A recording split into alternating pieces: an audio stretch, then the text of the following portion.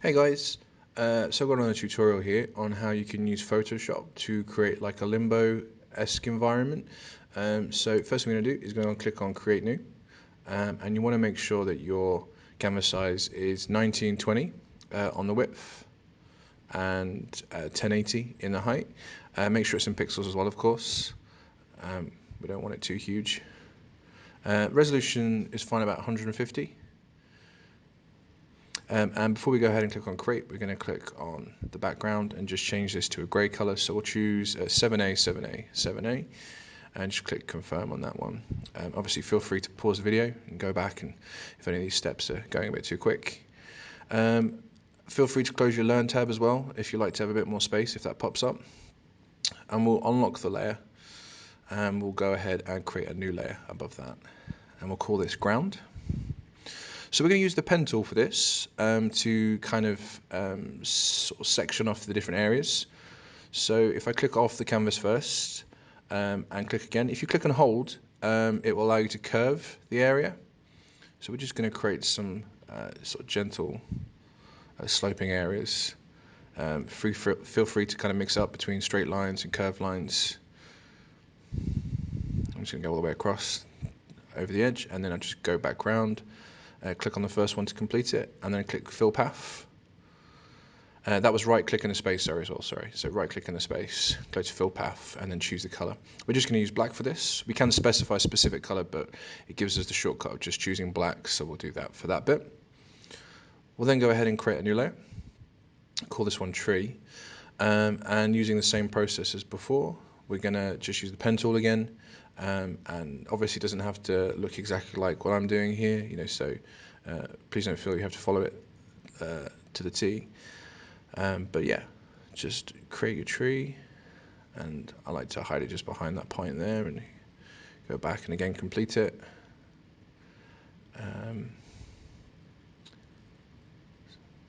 Not quite got it there, so I'm not sure why it's not connecting, but I'm just going to do that part, and then there we go, it's connected now. So again, I can what I want to do is I want to right click in that space and click on fill path, and then this time I'm going to choose a specific color, and if you type in this time 21 21 21 for a slightly lighter grey than the background, sorry, darker grey I should say, and as you can see at the moment it's in front, but we're just going to move that one below the ground so it's hidden behind that point. And now what we can do is we can go ahead and create another layer and call this one tree 2, move it below the one that you just done, and again using the pen tool we're just going to start to specify the area here. Again, if you want to curve it round, remember to click and hold when you make your new points.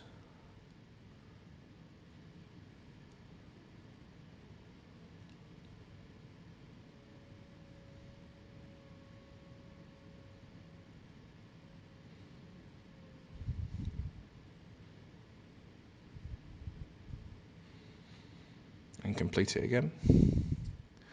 It's worth noting that if you hold down Control, your cursor will turn into a mouse so that you can move it. A pointer rather, sorry.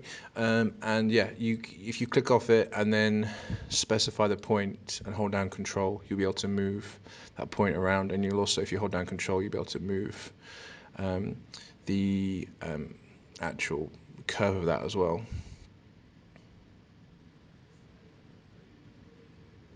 Again, fill path, color, we'll go for a slightly different one, so 2C, 2A, 2A.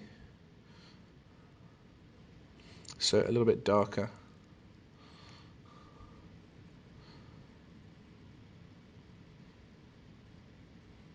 And we can see there that I've just got that point sticking out, so I'm just going to go back a couple of steps, just move the position of those anchor points, and then fill path again. This time I just have to hit OK because it would have remembered the colour that I specified last time. Okay, that looks fine. So above the background layer, I'm going to create a new layer called Light, and I'm going to choose a brush that's going to be the soft brush, so just a standard soft brush in Photoshop. Change the size to 500. You can access some of the brush tools over on the right hand side there and change the opacity down to 20. And yeah, make sure that we've got black selected first. Make sure you're in the right layer, and then just don't drag the mouse, just click and start to fill up the space, trying to kind of create this this fog essentially. So change it to white, and then if you click, and obviously if you click again in the same kind of area, you're going to make it look even brighter. But you don't want it to be too intense, obviously you want to keep it quite subtle. Okay, so once we've done that, we're going to add a new layer above ground. Above the tree. I'm going to call this grass. So in order to access this, we need to go into find our legacy brushes that in the new version of Photoshop aren't there. So we need to go in and add it just like so. Again, please pause the video and watch the steps if you're not sure. Scroll all the way down and you'll find Dune Grass is the one you're looking for. Head over to the brush settings and you'll see this is kind of what it's going to look like. And we can adjust things like the spacing. And we can also adjust things like the shape dynamics using these different sliders. So adjust to sort of your preference. I'm going to adjust a couple of things in here. But also you can have potentially better luck, depending on what effect you're going for, by choosing options in scattering. So you can tick them on or off, and then you can go into them and specify exactly what you want. So I want them to be slightly spaced apart, like that. I'm fairly happy with that. There's nothing too exciting. And then we can use this to adjust the position of where that is, and just making sure that that brush doesn't come above the ground, so you haven't got any weird floating grass, and just kind of dotting it across like so. And then you can flip the grass, or the brush, sorry, I should say, in the other direction. And then you can add a little bit more coming that way as well.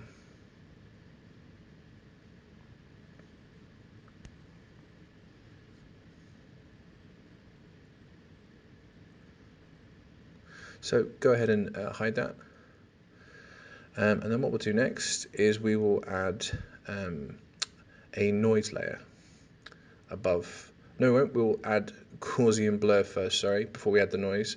So selecting the ground layer, if we change the blur of this so it just gives it a nice kind of blurry effect around the edges. And then we go ahead and do the same to the grass. Obviously nowhere near as intense. I'm going to turn that down a little bit. You can just use like the numbers that are coming from the radius on this video as a guide. Please don't feel you have to choose those ones, but it's just what seems to work best for the one that I'm working on. Did the same thing to the tree. So again, blur, Gaussian blur, and change that up to around 4.3 seems quite good. Tree 2.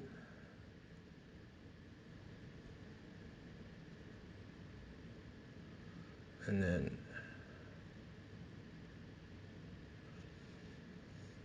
brilliant. So I mean, we're actually kind of sort of trying to create the effect that we might get if we were using a soft brush, but we want it to be very definitive about where we put the shapes. That's why we use the pen tool and then use the Gaussian blur on top of that, rather than using a soft brush to create it. And then what we'll do is we will add, we'll go ahead and add some noise now. So if we create a new layer, call it noise, and use the paint bucket tool to paint it the same color as the background, so that was 7A, 7A, 7A. And then we go to filter, add some noise, change the amount to 7, switch it to Gaussian and monochromatic, and then go down to soft light. That was quite quick, so again, feel free to go back and pause the video and watch that again if you need to. But we're just adding that kind of that noise on top of it. Next, we'll add a gradient. So we need to go to the paint bucket tool again, click and hold on that to switch it to gradient tool. And then we'll go to the top there, and we'll make sure that we set this up accordingly. So we're just playing with blacks and whites again. So if we move that all the way across, no, if we move that to the middle, sorry, you can see the location is in the middle, says move it to 50, so it's bang in the middle, and then just click below the gradient line there, and it will create another color for you. Change that to black, so that we can just go across. Hold down shift to get a nice straight line, so click from left to right, and we get that, and then we're going to apply that nice blend to that again in the layers panel. So just obviously at the moment everything's set by default to normal, but if we change it to soft light, we get that, and you can see that it makes that a little bit of difference to it in terms of it. It's almost like a vignette, but just from like the left and the right, which is quite nice. And then we can add a further light layer on top of all of this. If you wanted to, go back to your brush and using the same settings as before, so soft brush, size of 500, and set to opacity of 20. There's normally about 2 or 3 different places that you can change options, like for brush sizes and things like that in Photoshop, so I'm just showing you the ways that I go into it. But you might have your own preference on where you change things, and that's fine. So again, start off with the black brush and just darken some of those areas perhaps, and then experiment with lighting some of it. It might not work, you might not quite like it, so feel free obviously to undo some things if it doesn't quite complete what you're looking for. Perhaps a little bit too much light there. Quite nice down there though, perhaps. Yeah.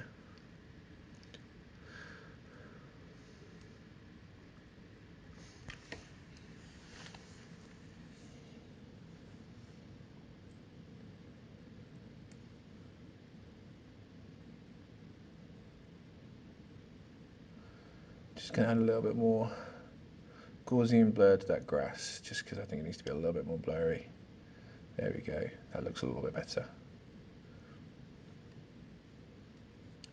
Okay, so at this point, this is kind of complete in terms of its the environment, but we can still add things to this to complete this more. So you might want to add like some crates to this, or maybe even like the Limbo boy, if you feel you want to have a go at doing that. The spiders or something scary like that. I'm just going to add some light beams to this, I think. So just to do that, I'm going to use the pen tool again. Just going to go back and forth, making sure it starts off the canvas again.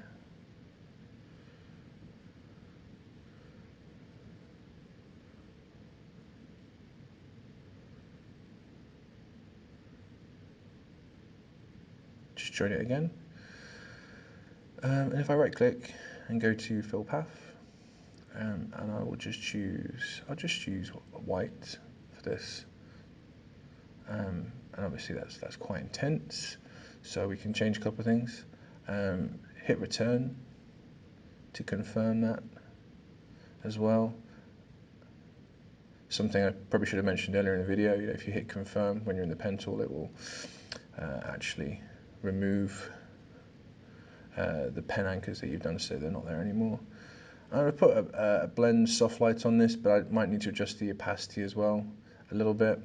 And I might also, it might be fun to see what happens if we put Gaussian blur on, just to kind of smooth those edges off even more.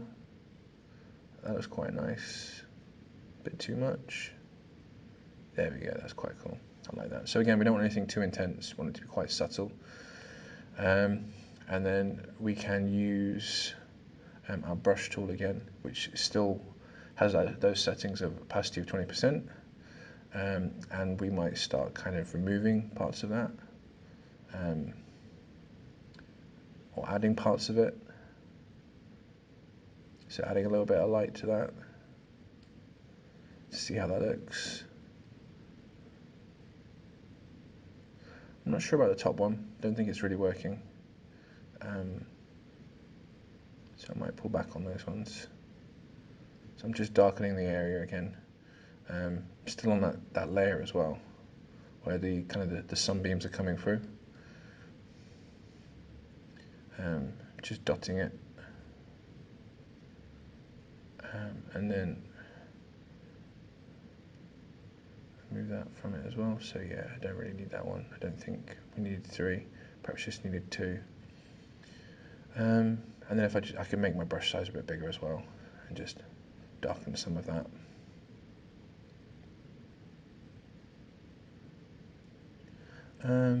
And then what we can do is we could use perhaps the grass to create some kind of almost some specks, or some emulate kind of not necessarily dust, but I suppose bits of flora sort of moving perhaps in the wind or something. So you'll need to adjust the settings on the grass though, I think. Otherwise you'll get different effect. I'm also trying to do this on the same layer, so that's not going to work very well, just because that's got the soft light one. So if I put it on a new layer, there we go, call it specks, and see how that looks. I'm just going to have to adjust it slightly, turn scattering and transfer off, and then that should be fine, so I'm not going to get randomness to it. That's quite nice. Just dot it in there a couple of times. That's fine. And then if we go down to the effects and put an outer glow on this, if you've not seen this menu before, there's a couple of different things you can do in it. I'd change it to normal source mode and flick the opacity up. And it's obviously a good idea to move it to the left of, or well, it doesn't have to be left, but move it out of the way, sorry, so you can see the impact it's actually having on your canvas. So you can see there's a couple of different sliders that we can change there. We can mess around with the range on that, and then if we make it precise, that doesn't do us justice at all. Spread's a bit too much, so size will obviously move it away from it, so we need to basically use the sliders to try and find a nice balance between that. I think that looks okay. I'm going to try and improve it slightly as well by adding, going back to the soft brush again, and then sort of making it so this gives it an extra bit of a glow. But I'm going to have to turn the opacity right down on this as well. So we'll try around sort of the 20 mark again. Make it so the brush size is slightly bigger. That's a little bit too intense, perhaps. So move that down a little bit more, and then try that. That looks a bit better. There we go. Yeah, it looks a little bit more ethereal, perhaps. So yeah, have a go. Thanks for watching the video, and yeah, feel free to tune in for some more, and feel free to experiment with different bits as well.